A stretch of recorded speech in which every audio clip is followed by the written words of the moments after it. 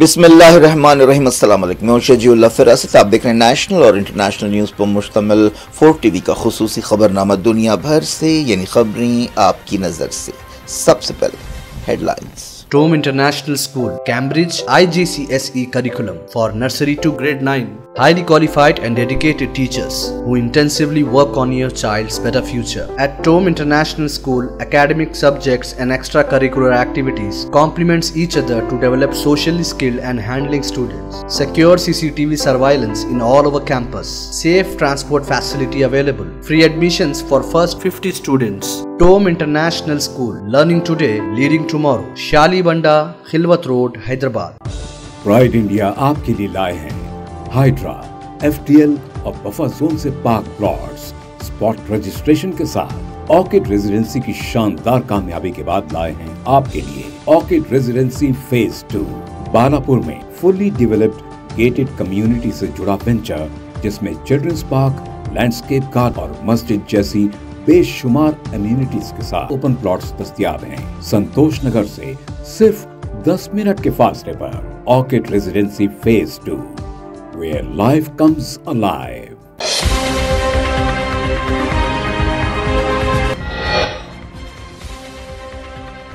America ने 90 मुल्कों के इंपोर्ट्स पर 41% तक टैरिफ लगा दिया। एग्जीक्यूटिव ऑर्डर पर ट्रंप के दस्तखत, शेयर मार्केट्स लुढ़के।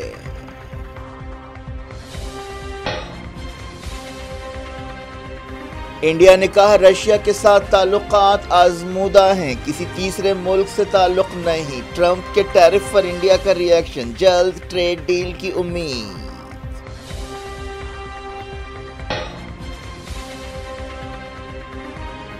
इसराइल की ताज़ा बर्बरियत में 58 फलस्तीनी शहीद। इमदादी काफिले को घेरने वालों पर फायरिंग, धूप से एक और बच्चे की मौत।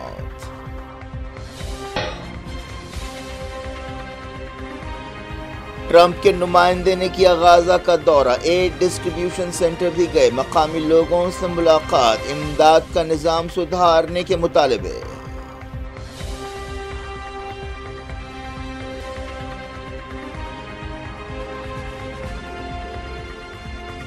गाजा के कबायलियों की मीटिंग, इमदाद की तकसीम के तरीके पर तनकीद, कहा खून में डुबोकर मदद पहुंचाई जा रही है।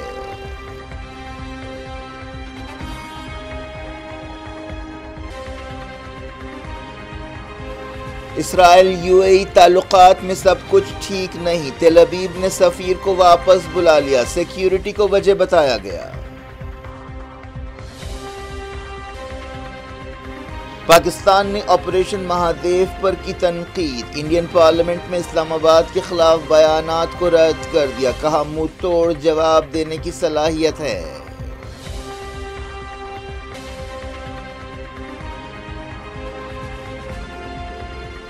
साबिक वजीर आजम देवे गौड़ा के पोते प्रज्वल रेपन्ना को रेप केस और फौहश वीडियोस के मामले में कसूरवार पाया गया, हफ्ते को सजा सुनाई जाएगी।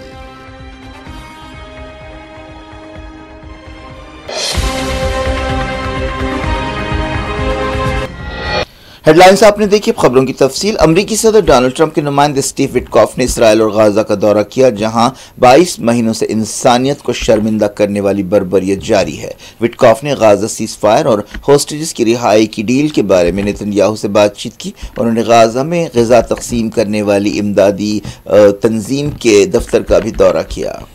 इस दौरान एक रिपोर्ट में कहा गया कि इसराइल के ताज़ा हमलों में 58 फ़लस्तीनी शहीद हुए। ये लोग उस वक्त मारे गए जब इसराइल ने एक इमदादी काफिला रोकने वालों पर फायरिंग कर दी। इसराइली फ़ौज ने कहा कि सिपाहियों ने वार्निंग शॉट्स फायर किए जब गाज़ा के लोगों को मदद पहुंचाने की कोशिश की जा रही थी और लोग वहां जमा हुए। AFP न्यूज़ एजेंसी ने बताया कि उसके नुमाइंदे ने गाज़ा के अशिफा हॉस्पिटल में गोलियों से छनी कई लाशों को देखा। शूटिंग में अपने एक रिश्तेदार को खोने वाले एक शख्स जमील अशराद ने बताया कि मुर्दा खाना लाशों से भर गया। विटकॉफ ने इससे पहले भी हमास और इसराइल के दरमियान इनडायरेक्ट बातचीत में अमरीकी नुमाइंदे की हैसियत से शिरकत की थी। इसराइल पर सीज फायर के लिए दबाव है। इसके अलावा कई मुल्क उससे ये मुतालबा कर रहे हैं कि गाजा के लोगों को इंसानी मदद पहुँचाए। फ्रांस, बरतानिया और कनाडा ने फ़लस्तीनी रियासत को तस्लीम करने का ऐलान किया है। इस दौरान गाजा में यूनाइटेड नेशंस के इंसानी मामलात के दफ्तर ओचा ने बताया कि इसराइल अब गाजा में मजीद मदद पहुंचाने की इजाज़त दे रहा है, लेकिन ये भी काफ़ी नहीं है क्योंकि ज़रूरतमंद बहुत ज़्यादा हैं। जुमे की सुबह खान यूनिस के करीब इंसानी मदद के इंतज़ार में खड़े लोगों पर फायरिंग में कम से कम 7 लोग जाँ बहक हुए। जुमे की सुबह विटकॉफ रफा में गाजा ह्यूमैनिटेरियन फाउंडेशन की तरफ से चलाए जाने वाले इमदादी मरकज़ पहुंचे। इस इदारे ने गाजा में यूनाइटेड नेशंस के रोल की जगह ली है, लेकिन इस पर बहुत बड़ा तनाज़ा पैदा हुआ है क्योंकि जब से इस इदारे की तरफ से इमदाद की तकसीम की जा रही है, मदद हासिल करने वालों पर फायरिंग और हमलों के कई वाक़यात पेश आए हैं और भूख का बहरान बढ़ता जा रहा है। बाज़ फ़लस्तीनियों ने कहा कि गाजा ह्यूमैनिटेरियन फाउंडेशन की तरफ से मदद की तकसीम के निज़ाम और तरीक़े मौत का जाल बन चुके हैं। अब तक पिछले 30 दिनों में इंसानी मदद की कोशिश करने वाले ऐसे 1300 लोग जाँ बहक हुए हैं। ह्यूमन राइट्स वॉच ने इमदाद की तकसीम के नाक़िस निज़ाम के लिए इसराइली फ़ौज और अमरीकी कॉन्ट्रैक्टर्स पर तनकीद की है। ह्यूमन राइट्स वॉच ने गाज़ा में मदद की तकसीम का निज़ाम जो है उसे कत्लगाह करार दिया है। एक बयान में कहा गया कि गाज़ा के लाखों लोगों को मदद से महरूम रखना इंसानियत के खिलाफ जुर्म है और मुनज़्ज़म नस्लकुशी का सबूत है। गाज़ा में भूख से मौतों का सिलसिला जारी है। फ़लस्तीन इंफॉर्मेशन सेंटर ने बताया कि एक 3 साला बच्चा अहमद समीर नसर हॉस्पिटल में मौत की नींद सो गया। इसके साथ ही भूख से मरने वालों की तादाद 157 हो गई है, जिनमें 90 बच्चे हैं।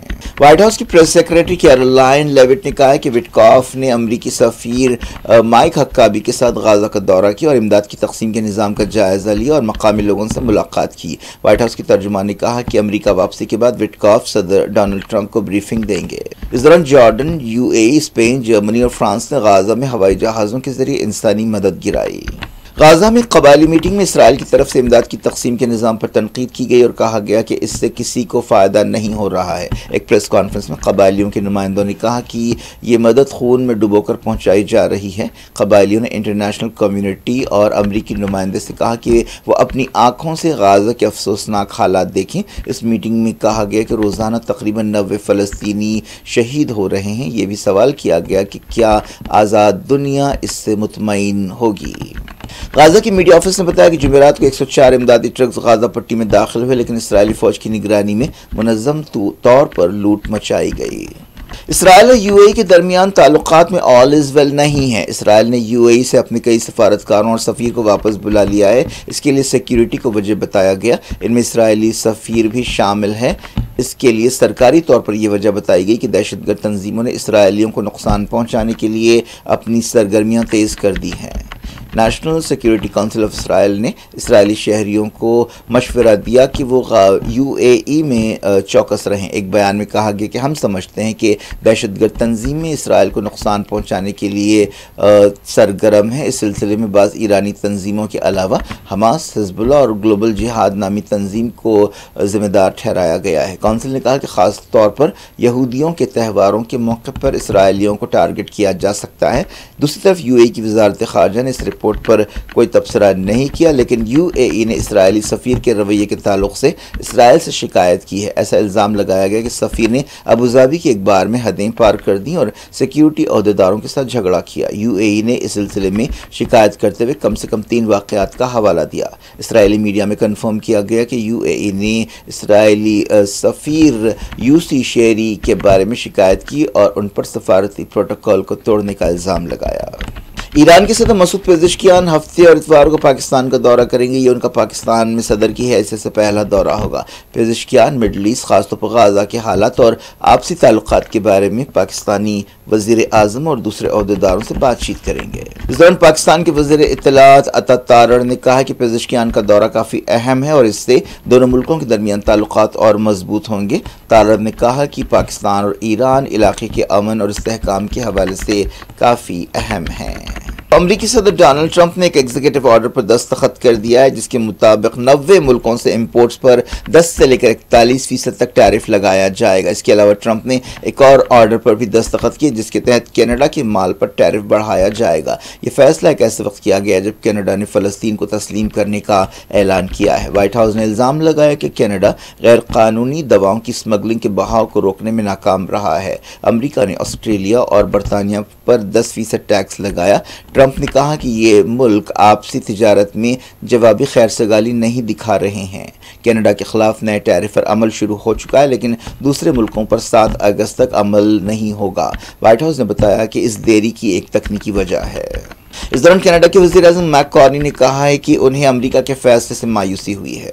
मैक्सिको पर ज़्यादा टैरिफ लगाया गया, लेकिन इस पर अमल को 90 दिनों के लिए टाल दिया गया। ब्राज़ील को 50% टैरिफ का सामना है। इस दौरान ट्रंप के ऐलानात के बाद दुनिया भर के शेयर मार्केट्स में हलचल मची हुई है और मार्केट्स गिर गए हैं। ट्रंप की तरफ से 90 से ज़्यादा मुल्कों पर टैरिफ लगाने के ऐलान पर शेयर्स की कीमतें धड़ाधड़ गिरने लगी। यूरोप के मुल्क स्लोवेनिया ने इसराइल के साथ हथियारों की तिजारत पर पाबंदी लगा दी है। स्लोवेनिया ने ऐसा करने वाला पहला यूरोपीय मुल्क बन गया है। स्लोवेनिया ने इसराइल फ़लस्तीन मसले के ताल्लुक से अपनी पॉलिसी में तब्दीली लाई है और फ़लस्तीन को यूरोप में जो ताईद मिल रही है उसका हवाला देते हुए कदम उठाया। स्लोवेनिया के वज़ीर-ए-आज़म रॉबर्ट बोल्प ने कहा कि स्लोवेनिया आलमी कानून और इंसानी हुकूक को सरबुलंद रखने का पाबंद है।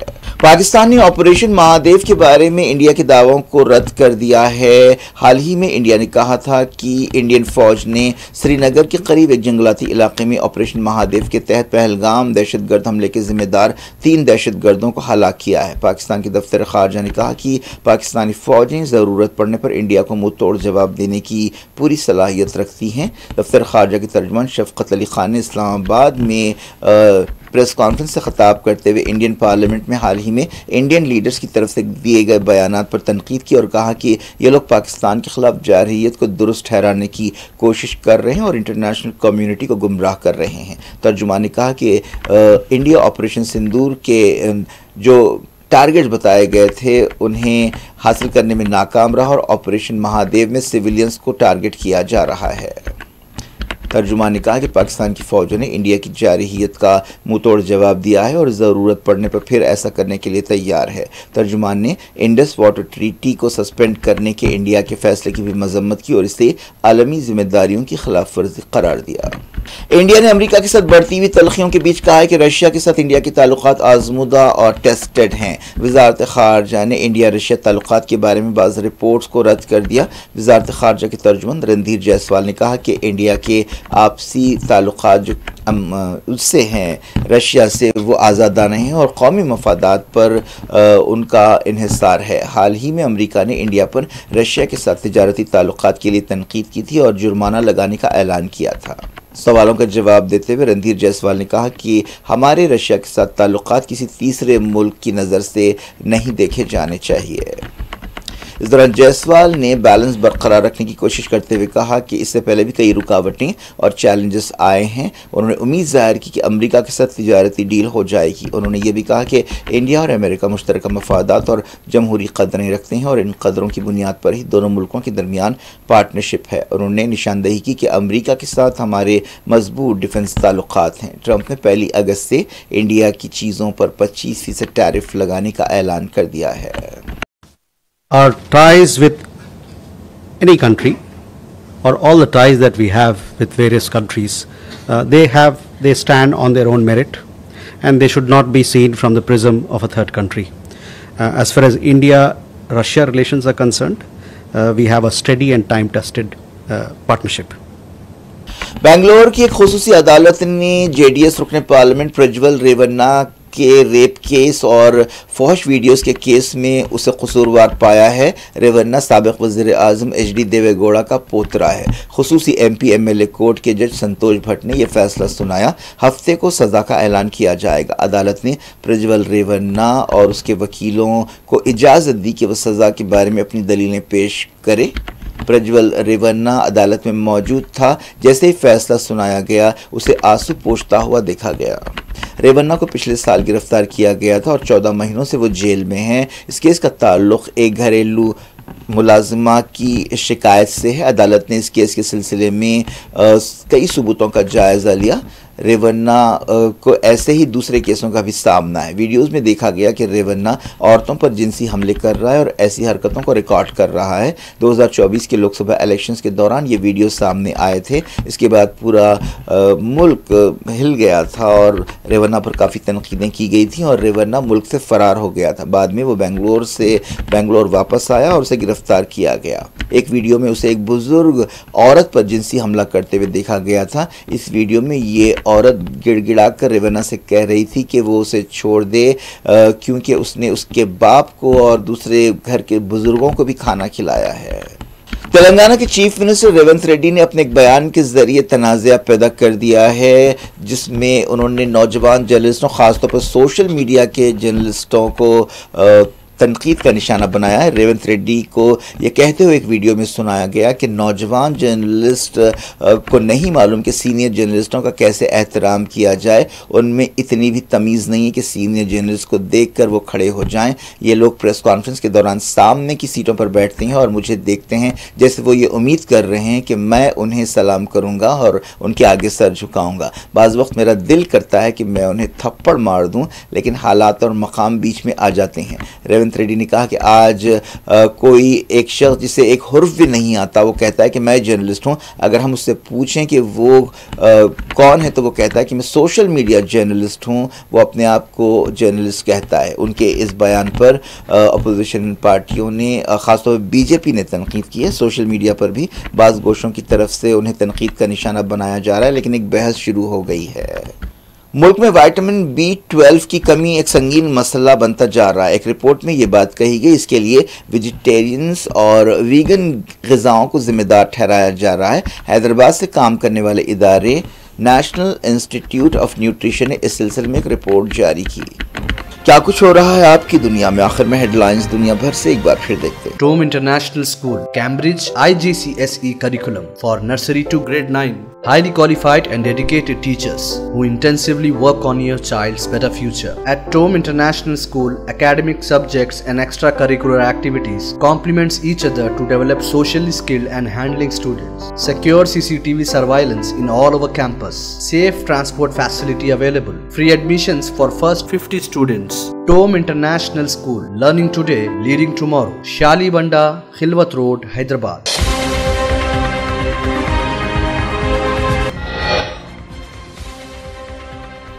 अमेरिका ने 90 मुल्कों के इंपोर्ट पर 41% तक टैरिफ लगा दिया। एग्जीक्यूटिव ऑर्डर पर ट्रंप के दस्तखत, शेयर मार्केट्स लुढ़के।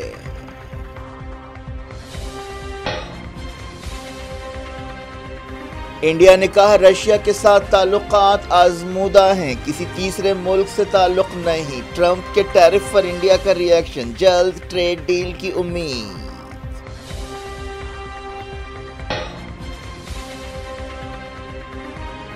इसराइल की ताज़ा बर्बरियत में 58 फ़लस्तीनी शहीद। इमदादी काफिले को घेरने वालों पर फायरिंग, भूख से एक और बच्चे की मौत।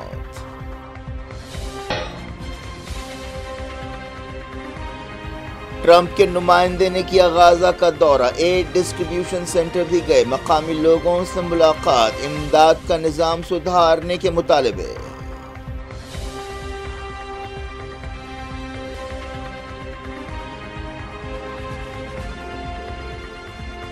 गाजा के कबायलियों की मीटिंग, इमदाद की तकसीम के तरीके पर तनकीद, कहा खून में डुबोकर मदद पहुंचाई जा रही है।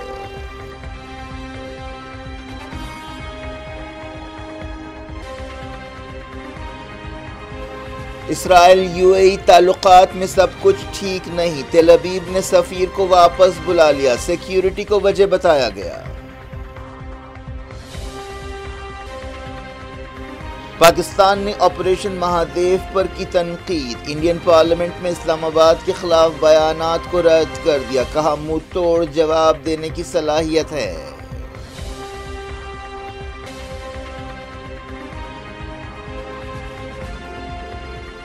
साबिक वजीर आजम देवेगौड़ा के पोते प्रज्वल रेपन्ना को रेप केस और फौहश वीडियोस के मामले में कसूरवार पाया गया, हफ्ते को सजा सुनाई जाएगी।